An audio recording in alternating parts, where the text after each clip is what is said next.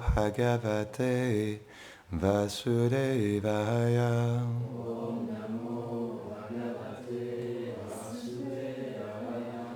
Om Namo Bhagavate Vasudevaya.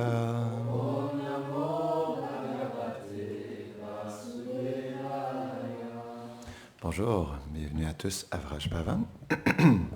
Aujourd'hui, nous allons lire plusieurs versets du Srimad Bhagavatam, premier chant, chapitre 11, versets 15 à 21. Mais nous allons répéter ensemble le verset 21.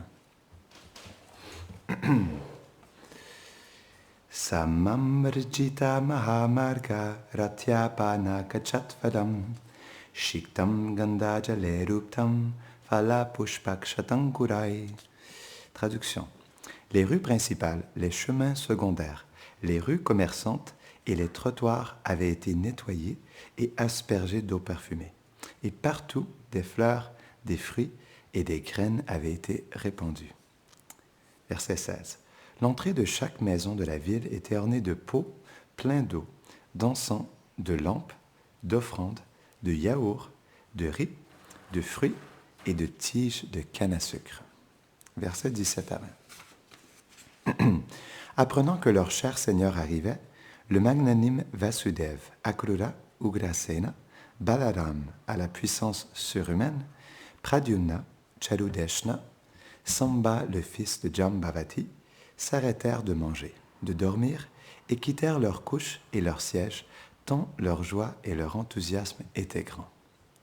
Précédés d'éléphants, ils sortirent sur leurs chars accompagnés de brahmanas, de prêtres, qui portaient des choses de bon augure, alors que le chant de prière védique et le son des conques et des bugles résonnaient. Avec eux se joignirent plusieurs centaines de belles courtisanes sur des chars, avides de voir le Seigneur, leurs joues reflétant l'éclat de leurs pendants d'oreilles brillants. Verset 21, vous pouvez répéter après moi. Nata Nartaka Gandharva Sutta Magadha Vandina Gayanti Chota Mashloka Charitanyadbhutani Cha. Traduction. Des comédiens, des danseurs, des chanteurs, des poètes, des bardes, des chantres dépeignaient les merveilleuses activités étonnantes du Seigneur. Commentaire. Srila Vishwanath Chakravarti Thakur explique que les nata, les acteurs talentueux, dépeignirent les doux sentiments spirituels. Les nartaka, les danseurs, dansèrent au rythme des chants. Les gandharvas chantèrent. Les suttas récitèrent les puranas. Les magadas louèrent la lignée familiale. Et les vandis, d'intelligence pure, chantèrent des prières. Tous étaient experts dans leur art. Wow! C'est une très belle, très beau festival d'accueil de Krishna. Wow!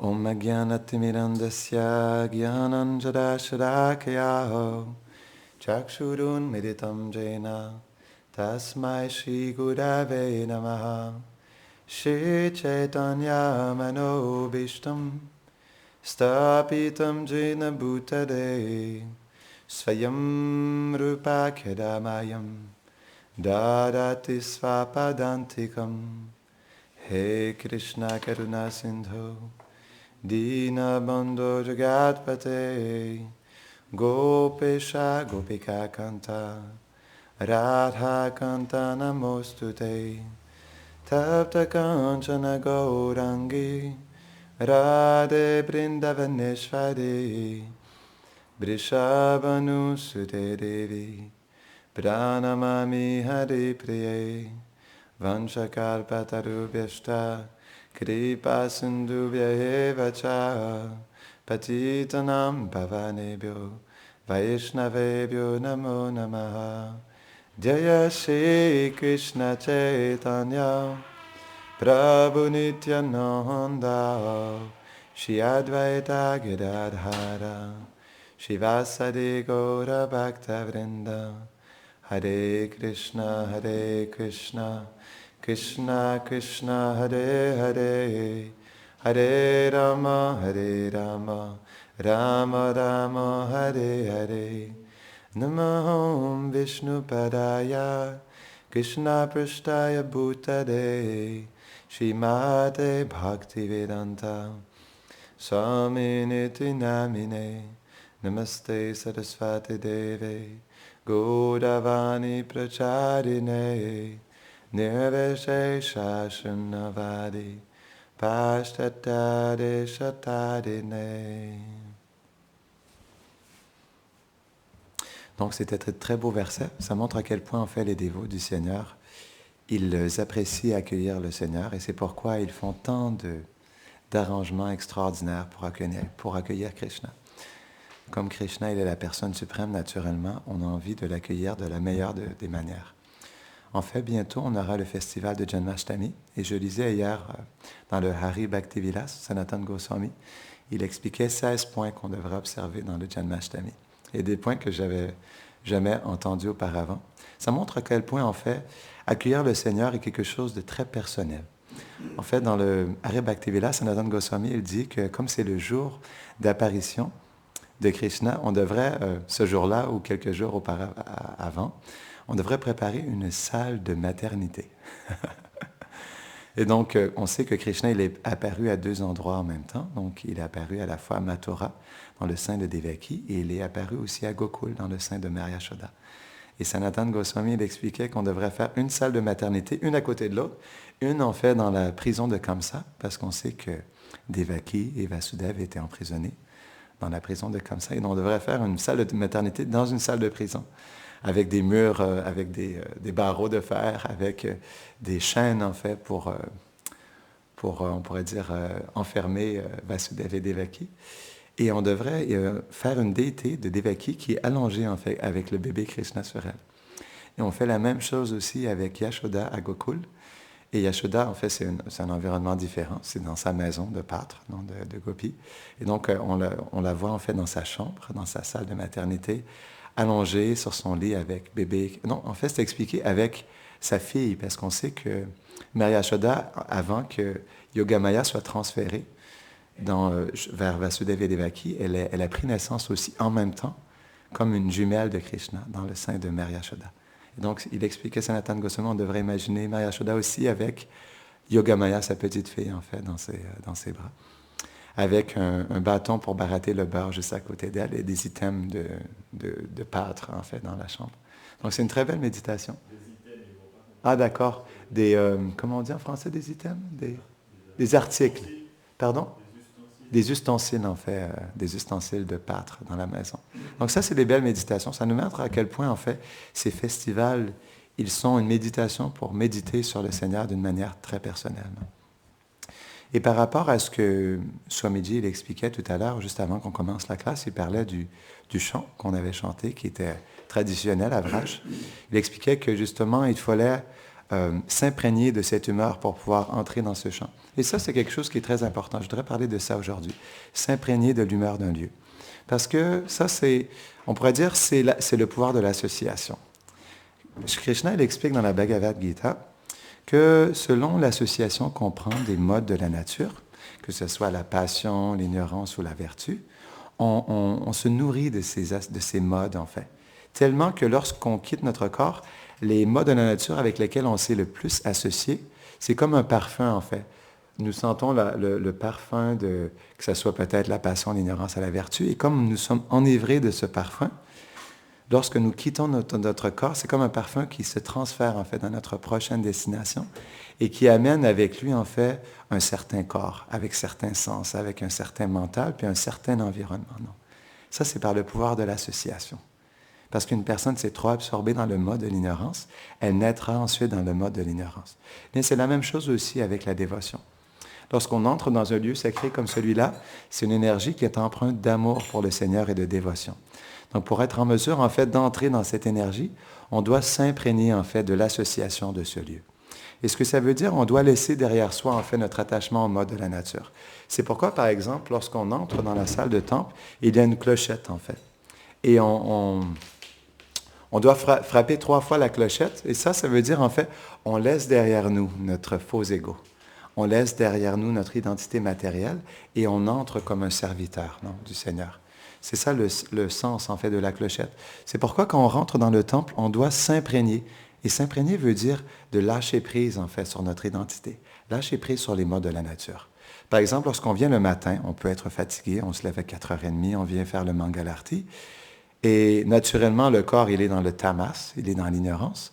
Donc, pour sortir, en fait, de cette énergie et vraiment s'imprégner du Mangalarti, on doit encore aussi, justement, lâcher prise. Parce que le fait que nous sommes toujours dans l'expérience du tamas, quand on commence le Mangalarti, c'est parce qu'on est attaché à être dans le tamas en réalité. Parce que la conscience, elle est juste une observatrice de ce qui se passe, en fait. Et comme elle est attachée à cette énergie d'ignorance, elle se dit « Ah, je suis fatigué aujourd'hui, je ne peux pas rentrer dans le Mangalarti. » Mais ça, c'est tout simplement une question de conscience. On a juste à se dire « Ok, aujourd'hui, je suis conscient que je suis dans la maison du Seigneur, je suis dans le Mangalarti et que j'entre en fait pour adorer le Seigneur. » Donc c'est pourquoi c'est vraiment juste une question de disposition intérieure, une question de conscience. C'est tellement important ça en réalité. C'est comme ça qu'on va entrer dans la demeure du Seigneur. Entrer dans le Dham, ça ne veut pas dire de mettre nos 2 pieds et d'entrer ici et d'être ici, non. Parce qu'on regarde, à Vrindavan, les démons qui sont venus attaquer Krishna à Vrindavan, ils n'étaient pas conscients de Krishna. Ils n'étaient pas conscients de ses douces qualités, de son amour pour les résidents de Vrindavan. Donc même s'ils étaient à Vrindavan, ils n'étaient pas conscients de Krishna. Donc ce n'est pas parce qu'on est à Vrindavan qu'on est conscient de Krishna. Donc c'est pourquoi justement, on doit pas juste entrer dans le Dham, mais on doit entrer dans le Dham avec notre cœur, avec notre conscience. Et ça se fait dans le fait de prendre refuge, en fait, du Dham. Comme on prend refuge des modes de la nature, c'est ce qui fait qu'une personne est profondément influencée par l'ignorance ou la passion. On prend refuge du Dham, on prend refuge en fait des déités, on prend refuge de l'association des Vaishnavas. C'est comme ça qu'on entre dans le Dham en fait, en prenant refuge de cette association. Sinon, on va juste être laissé à nous-mêmes avec quoi? Avec nos modes de la nature, avec la passion, l'ignorance et la vertu. Ça dépend des jours. Un jour, je suis peut-être plus dans l'ignorance, un autre jour, peut-être plus dans la passion, un autre jour, peut-être plus dans la vertu, un autre jour, peut-être que je suis plus conscient de Krishna. Donc, on ne peut pas être laissé à nous-mêmes. Laissé à nous-mêmes, ça veut dire laissé à notre absorption dans l'énergie matérielle. Donc, c'est pourquoi l'association, on doit méditer là-dessus. Comment on s'associe avec les Vaishnavas? Comment on s'associe avec le cœur des Vaishnavas? Comment on s'associe avec la présence des déités? Comment on s'associe avec la présence du Dham ici, du lieu? Et c'est comme ça, justement, qu'on pourra vraiment entrer, en fait, dans l'énergie du Dham, en s'associant, pas juste avec notre corps, avec notre mental et avec notre cœur. C'est ça qui est important. C'est une association qui doit être complète. Parce que sinon, on va toujours rester avec notre corps, notre mental et nos impressions de ce monde. On ne pourra jamais aller plus loin en réalité. Donc c'est pourquoi, justement, on doit se disposer intérieurement et disposer notre cœur. Bhaktivinoda Thakur, elle explique ça dans la Harinam Chintamani. On peut chanter le Mahamantra, non? Mais si on ne chante pas avec notre cœur, quel sentiment pourrons-nous goûter en fait dans notre cœur si on ne chante pas avec un sentiment? Comment il s'appelle? Ramanujacharya, il a expliqué dans son livre sur la psychologie de la dévotion, il dit en fait que il y a dans notre mental, il y a la pensée, la volonté et le sentiment. Non? Ça, c'est ce qui gouverne le mental. On est absorbé à travers notre mental dans la pensée, la volonté et le sentiment. Et donc, il explique en fait que le sentiment, c'est ce qui gouverne en fait la pensée et la volonté. Donc, c'est pourquoi, dépendamment du sentiment que nous avons, notre pensée et notre volonté vont suivre aussi. Donc, c'est pourquoi on doit avoir un sentiment dévotionnel. Si on n'a pas de sentiment et que notre sentiment il est ailleurs, alors c'est ce sentiment-là, que ce soit dans nos études ou dans le monde matériel, ou peu importe notre attachement que nous avons, alors c'est là que notre pensée et notre volonté vont nous amener. C'est très scientifique en réalité. Donc c'est pourquoi on doit s'assurer de cultiver en fait des sentiments d'amour dans notre cœur. Et ça se fait à travers l'association. Parce que comme il y a des Vaishnavas dans ce temple, en fait, lorsqu'on s'associe avec eux, on s'associe avec leur cœur, on s'associe avec leur amour pour Krishna. Donc c'est pourquoi rentrer dans ce lieu, en premier, veut dire s'associer avec les Vaishnavas. Parce que c'est les Vaishnavas qui font vivre ce lieu. Krishna, il est présent ici parce qu'il y a des Vaishnavas. Sinon, il ne se manifesterait pas dans ce lieu. Il vient uniquement parce que des Vaishnavas sont présents. Donc, Krishna, il explique ça. Je ne suis pas dans le cœur des yogis, je ne suis pas dans les austérités, je suis là où mes dévots me glorifient. C'est là où je suis présent. Et comme on glorifie Krishna ici, et sa famille, alors ils sont présents. Donc, ce n'est pas parce qu'on installe des déités qu'ils vont rester. Ils restent parce qu'on les glorifie. C'est ce que Shivaram Maharaj l'expliquait. Donc, par exemple, un acharya peut installer des déités, mais une fois qu'il est parti, c'est les dévots qui sont présents, qui continuent à adorer les déités, n'adorent pas les déités avec assez de dévotion. Ça ne veut pas dire que les déités vont rester. Ça ne veut pas dire qu'ils vont pleinement manifester leur présence. Mais quand les Vaishnavas sont présents, surtout les purs dévots du Seigneur, alors les déités sont présentes. C'est pourquoi entrer dans le temple veut dire entrer dans l'association des Vaishnavas. Et s'associer avec eux, s'associer avec leur cœur, et être sensible en fait à cette énergie, à ce qu'ils expriment pour le Seigneur. Être sensible à leur chant, la manière dont ils chantent, la dévotion avec laquelle ils chantent, et vraiment prendre le temps avec son cœur d'apprécier en fait la qualité de leur chant, la pureté de leur dévotion, et de s'absorber dans ça le plus possible. C'est ce qui fait en fait qu'on se connecte avec le Dham, se connectant avec leur cœur. Donc c'est quelque chose de très important. Le lieu sacré ici, le lieu saint, le Dham, c'est quelque chose qui est tellement extraordinaire. On ne réalise pas à quel point c'est quelque chose de merveilleux en réalité. Souvent, je me rappelle quand on marche à l'extérieur, c'est drôle, tu vois, vous pouvez faire vous-même cette expérience. Lorsqu'on est dans le parc, on se tourne et on regarde en fait Vraj Bhavan ici de loin. Lorsqu'on regarde à côté des autres maisons, on pourrait dire que ça se fond dans l'architecture, ça se fond en fait dans le voisinage, non, en réalité. Et donc, en externe, on pourrait dire, en réalité, c'est comme ça fait partie du voisinage. Mais en réalité, même si en externe, on voit un bâtiment d'une couleur avec des carreaux et tout, en interne, ce qui se passe ici, c'est quelque chose de complètement différent. C'est pourquoi, justement, quand on ouvre les portes, on peut méditer là-dessus aussi. Lorsqu'on ouvre les portes et qu'on entre dans la salle de temps, on entre dans un monde merveilleux en réalité. On entre dans quelque chose qui est extraordinaire, qui est complètement transcendantal. Et le plus on est sensible à ça, le plus on est conscient de ça, et le plus le Dham va se révéler dans notre cœur aussi. C'est une question de conscience, non?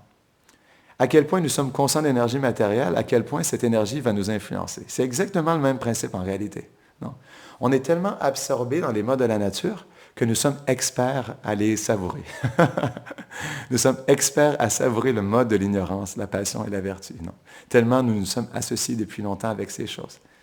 Donc, cette expertise que nous avons tellement à nous absorber avec les sentiments de ce monde, nous pouvons prendre cette même expertise, mais plutôt la diriger vers, justement, l'énergie de dévotion, vers le monde spirituel, le Dham qui est manifesté ici.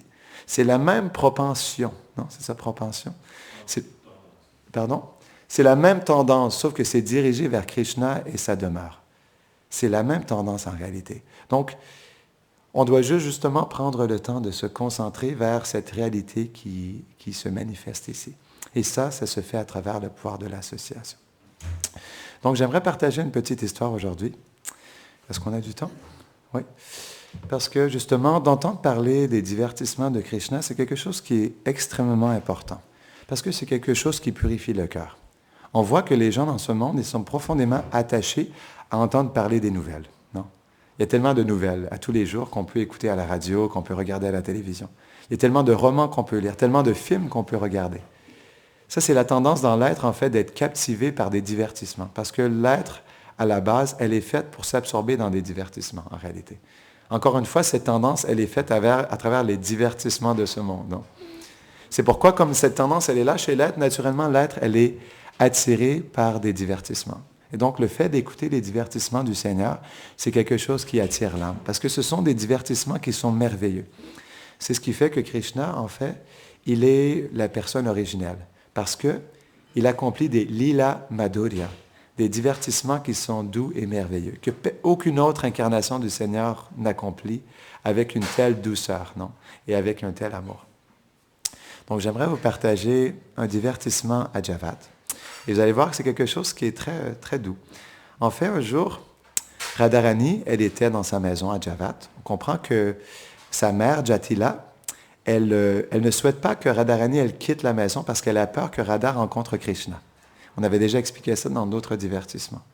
Et donc un jour, Mère Jatila, elle était tellement fatiguée, non, de voir que Radharani rencontrait constamment Krishna, qu'elle a dit à Radharani, elle lui a fait une menace. Elle a dit, Radharani, à partir d'aujourd'hui, je veux que tu restes constamment dans ta chambre et je fermerai ta chambre à clé. Et tu ne sortiras plus jamais de ta chambre. Et donc, lorsque Radharani a entendu ça, c'était pour elle la dévastation totale. Ça, c'est la dévastation suprême, non? Donc, elle était dans sa chambre, elle était tellement en séparation. On peut dire que cette nouvelle de Jatila a amené Radharani à expérimenter, en fait, la plus grande séparation de Krishna. Et donc, elle était dans sa chambre, elle était tellement en séparation de Krishna qu'elle s'est évanouie. Elle a perdu connaissance sur le sol. Non? Et donc, lorsque Lalita Sakhi, elle a vu ça, elle a eu peur. Elle s'est dit, non! Elle est sortie de la chambre en courant et elle a dit, Jatila, Jatila! Radharani a été mordu par un serpent noir. Et donc, on sait que ce serpent, c'est le serpent noir de la séparation. Donc, c'est Krishna. Non? Et donc, Jatila, elle a dit, quoi? Un serpent noir? Elle a dit, appelez tout de suite un docteur des serpents, non? Et donc, Indrananda Maharaj, il explique que lui-même, lorsqu'il était à Nabadwip, c'est le lieu de naissance de Chaitanya Mahaprabhu, il a lui-même rencontré un docteur de serpents, un snake doctor en anglais. Non? À un moment donné, il était sur le bord du fleuve Jalangi, tout près justement à ce moment-là, c'était une hutte, non? Il n'y avait pas tout ce qu'il y a en ce moment. Et donc, il a vu, il y avait plein de fermiers qui étaient regroupés alentour d'un homme, un fermier qui était allongé sur le sol. Il s'est rapproché pour voir qu'est-ce qui se passait. Et il a vu, il y avait cet homme allongé sur le sol qui tremblait comme ça, et il y avait de la mousse qui sortait de sa bouche. Il s'est dit, wow, qu'est-ce qui se passe? Donc, il a demandé, et ils leur ont dit qu'un cobra royal avait mordu le fermier. Et donc, il s'est dit, mais qu'est-ce que vous faites? On devrait l'apporter à l'hôpital. Et donc là, les fermiers, ils ont regardé Indrananda Maharaj, ils ont dit, Shanti, Shanti, Shanti. Ne t'en fais pas, connaît un docteur de serpents, et on lui a demandé de venir, il est sur le point d'arriver. Et ça, c'est une histoire vraie. Hein? Donc, le docteur des serpents, il est arrivé sur les lieux, et donc, c'est expliqué, pendant 20 à 30 minutes, il a commencé à chanter des mantras, donc, toutes sortes de mantras, devant l'homme qui avait été mordu. Et après 30 minutes, une fois qu'il a entendu tous les mantras, l'homme, il a commencé à trembler, et il a vomi un liquide noir. Indrananda Maharaj, il a vu ça de ses yeux. Donc, il y avait du liquide noir qui était le poison du serpent, donc il est sorti de sa bouche. Et donc, pendant au moins 15 minutes, il a vomi. Après ça, il a été allongé sur le sol. Il s'est reposé 15-20 minutes. Ensuite, comme si rien n'était, il s'est relevé. Il a commencé à continuer à travailler sur la terre. Et donc, c'est à partir de ce moment-là qu'Indrananda Maharaj, il a compris, OK, les docteurs de serpents existent réellement. Non? Et donc, cette fois-là... Oui, c'est ça, l'Inde, c'est vraiment mystique. Comme par exemple, Srila Prabhupada, il explique je crois que c'est dans le Srimad Bhagavatam qu'il y a ce qu'on appelle des sorcières, mais en réalité, c'est des yoginis, des femmes yogis qui, à travers des austérités, elles reçoivent en fait des pouvoirs mystiques et elles montent sur les arbres et avec une branche, elles se mettent à voler en fait avec leur branche, comme une sorcière. C'est pourquoi en fait la sorcière, elle vient de ces dames de yoginis de l'Inde, mais on voit en fait, même en Inde, il y a des telles choses en réalité. Donc, c'est quand même spécial, l'Inde, quoi. Et donc, Jatila, lorsqu'elle a entendu ça, allez, au secours, il faut trouver un docteur de serpents. Et donc, on sait que Purnamasi, qui on pourrait dire la metteur en scène qui prépare tous les divertissements de Krishna à Vrindavan, c'est elle qui avait organisé ce divertissement particulier.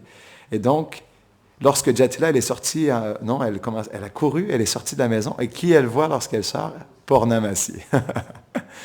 Et donc, elle dit, « Oh, Purnamasi, heureusement tu es là, s'il te plaît, aide-moi. » Ma bru Radharani, en fait, elle a été mordue par un serpent noir et elle a perdu connaissance sur la sol. « S'il te plaît, aide-moi, est-ce que tu connais un docteur de serpents? » Et donc, Purnamasi a dit, « Oui, je connais une jeune fille brahmani qui est une prêtre, qui est experte, qui est une doctoresse de serpents et qui est experte dans les mantras pour les morsures de serpents. » Et elle lui dit, en fait, elle s'appelle Vidyavali.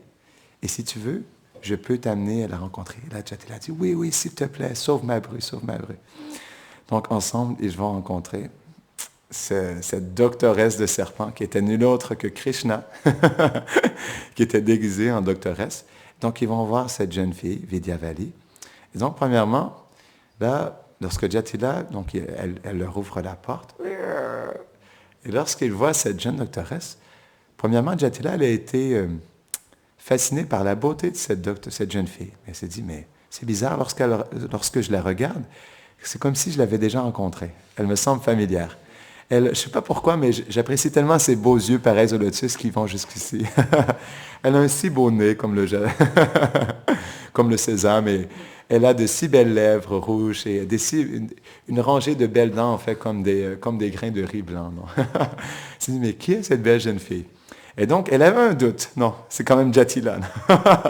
Jatila, elle est pas facilement dupée, non? Et donc, elle s'est dit, mais je ne sais pas trop, mais comme elle était en détresse, et c'était la seule personne qui pouvait sauver sa bru, elle a laissé ses doutes de côté, et donc elle a dit, s'il te plaît, Vidyavali, s'il te plaît, viens sauver ma bru. Elle a été mordue par un serpent noir. Et donc, Vidyavali, avec un ton très grave et sérieux, elle lui a dit, je suis une jeune fille de Mathura, et je viens d'une lignée de brahmanas très élevée, très expert. Et donc, je ne sors pas si facilement de chez moi. Elle lui dit, s'il te plaît, viens sauver ma bru. Elle lui dit, je ne sais pas si je vais sortir parce que j'ai entendu qu'il y a un petit vaurien de Vrindavan qui se promène dans les forêts de Vrindavan et qui essaie de rencontrer les jeunes filles de Vrindavan. Et donc, elle lui dit, là, elle s'agenouille aux pieds de Vidyavali. Elle dit, s'il te plaît, sauve ma bru en pleurant. Et donc, Vidyavali lui dit, OK, d'accord. Et là, Jatila lui dit, ne t'en fais pas, je serai à tes côtés et je te protégerai de ce petit vaurien. Et Krishna, avec un petit clin d'œil, il se met à rire, non? Et donc, ils sortent ensemble ils vont jusqu'à Javat. Ils rentrent dans la maison et dans la chambre de Radha. Et lorsqu'ils rentrent dans la chambre de Radharani, encore une fois, Jatila, elle voit que Radharani, elle a des symptômes particuliers que Jatila, elle aperçoit seulement quand Krishna est dans les parages. Parce que lorsque Vidyavali est entrée dans la pièce, en fait, Radharani, elle avait ses poils qui hérissaient sur son corps, elle s'est mise à trembler, non? Et donc, Jatila, encore une fois, s'est dit, mais c'est bizarre, ça. Mais encore une fois, comme elle était en détresse, elle a encore une fois laissé ses doutes de côté. C'est pourquoi, en fait, pour Namasi, elle prépare ses divertissements pour que, dans la détresse, Jatila oublie que Krishna entre dans la maison, non? Et donc, là, Jatila lui dit, en fait, donc, s'il te plaît, aide ma bru qui a été mordue. Et là, Vidyavali, elle regarde la condition de Radha. Et donc là, elle regarde Jatila, elle lui dit, oh, Jatila, en fait, sa condition est extrêmement grave. Je ne sais pas combien de temps il lui reste à vivre. Elle a été mordue par un serpent très empoisonné. Et en fait, lorsque Vidyavali, elle a vu les réactions de Jatila où elle était un peu suspicieuse, elle lui a dit, ne t'en fais pas, en fait. Ce sont des symptômes, en fait, avancés d'un poison de serpent, non, de serpent noir. Ne t'en fais pas. Et donc, elle lui dit, comme elle est sur le point de quitter son corps, je vais faire une intervention très importante et personne ne peut rester dans la pièce parce que j'ai peur que d'autres personnes... Je vais sortir le poison et j'ai peur que d'autres personnes soient empoisonnées par le poison. Donc, s'il vous plaît, sortez de la pièce et laissez-moi seul. Donc, Vidyavali rentre dans la pièce. Et donc, ça prenait du temps. 2 heures plus tard, 2 heures plus tard, Jatila qui se gratte la tête, non? En fait, avec on avait dit son jati, non? Son jat, son gros, on pourrait dire, sa grosse botte de poils sur la tête. Donc, elle se gratte et se dit, mais Vidyavali, mais qu'est-ce qui se passe? Ça fait déjà 2 heures et vous n'êtes toujours pas sorti. Est-ce que tout va bien? Et donc là, Vidyavali lui a dit, en fait, le poison, il était tellement intense dans son corps que j'ai dû moi-même appeler le serpent et le faire venir et lui demander lui-même de sortir le poison dans son corps. Et lorsque Jatila a entendu ça, elle s'est mise à prier au serpent parce que Vidyavali lui avait dit que le serpent, il était présent dans la pièce. Et donc Jatila lui a dit, oh, cher serpent, s'il te plaît, je t'en supplie, s'il te plaît, aide... S'il te plaît, enlève le poison qui est dans le corps de ma bru. S'il te plaît, je t'en supplie. Et là, le serpent, dans une voix de serpent, Jatila. Jatila. En fait, je suis le serpent de Shiva. Et je suis venu pour te tuer. Jatila a dit, quoi? Tu es venu pour me tuer, moi, mais pourquoi? Pourquoi es-tu venu me tuer? Et je suis venu te tuer parce que, en fait, j'ai entendu dire que tu avais répandu des mauvaises réputations que Radharani, elle rencontrait Krishna dans des endroits secrets, dans les forêts de Vrindavan.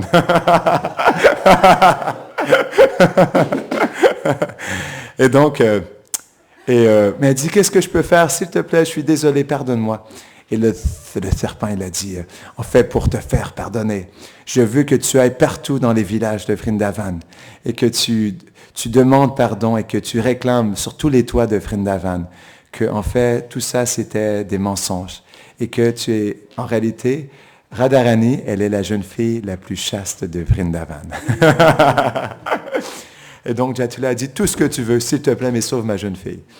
Et donc, finalement, il s'est passé quelques minutes et Radharani est sortie avec Vidyavali. Et donc, on n'aurait pas dit qu'elle avait été mordue par un serpent. Elle était radiante comme des millions de soleils. Elle était remplie d'extase et de félicité. Elle était tellement douce et belle.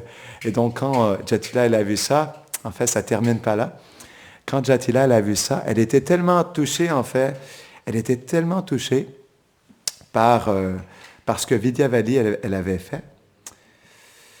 Et je vais vous partager quelque chose. Ce ne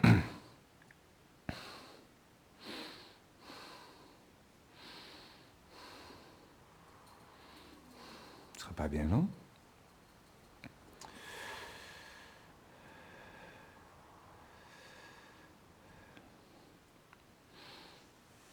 Ben, je ne le trouve pas, mais ce n'est pas grave.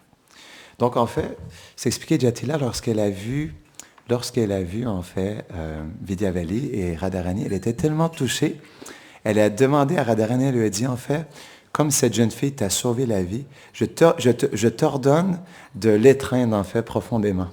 Et Radharani, elle lui a dit non mère, en fait, dans sa timidité, non, parce qu'elle savait que c'était Krishna, et comme tout le monde était présent, elle a dit non mère, ça va, je ne souhaite pas l'étreindre. Et là, Jatila a dit, Radha, c'est un ordre. Je veux que tu étreignes cette jeune fille Vidyavali parce qu'elle t'a sauvé la vie. Et là, Radharani, elle offre ses respects à Jatila et c'est expliqué qu'elle étreint en fait Vidyavali. Et elle est tellement touchée de cette étreinte, et en fait Radharani, je cherchais dans mon téléphone, mais je vais le répéter dans mes mots. En fait Radharani, elle prie dans son cœur parce qu'elle peut étreindre Krishna. Elle dit, comment se fait-il en fait que cette même personne que Jatila et que mon époux essaie tant de m'éloigner puisse me permettre en fait d'éteindre avec tout mon cœur en fait cette personne que j'aime tant. Et donc, c'est expliqué, Radharani, elle était tellement touchée de pouvoir étreindre Krishna de cette manière qu'ils se sont étreints pendant 1 heure, en fait, devant Mère Jatila et tous les résidents qui étaient présents dans la maison. Et donc, c'est ce qui a fait, en fait, que Radharani, elle a pu, en fait, sortir et être guérie, en fait, de cet intense poison du serpent noir. Pardon, un petit chant? D'accord.